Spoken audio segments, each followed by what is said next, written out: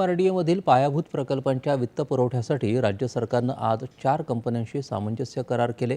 यामुळे MMR म्हणजेच मुंबई महानगर क्षेत्रातील पायाभूत प्रकल्पांसाठी 4,07,000 कोटींचा निधी उपलब्ध होणार आहे। मुख्यमंत्री देवेंद्र फडणवीस यांनी ही माहिती दिली। यामुळे या प्रकल्पांसाठी निधीची कमतरता भासणार नाही आणि MMR क्षेत्राच्या विकासाला गती मिळेल असा विश्वास त्यांनी व्यक्त केला। रस्ते, बोगदे, मेट्रो महामार्ग, पूल यासारख्या प्रकल्पांच्या पूर्ततेसाठी हा निधी वापरला जाणार आहे असं फडणवीस यांनी सांगितलं।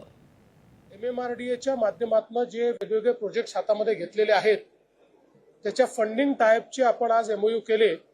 4,07,000 कोटी रुपयाचं फंडिंग हे MMRDAच्या प्रोजेक्ट्स करता आज उपलब्ध झालेलं आहे।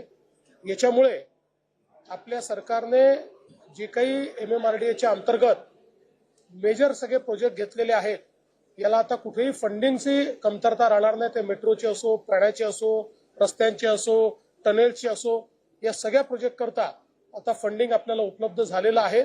त्यामुळे हा जो काही मुंबई मेट्रोपॉलिटन रिजन आहे ज्याला आपण भविष्यामध्ये 1.5 ट्रिलियन इकॉनॉमी तयार करतो आहोत त्याकरता खूप मोठा फायदा आजच्या या MOU मुळे या ठिकाणी होणार आहे। गुंतवणुकीसाठी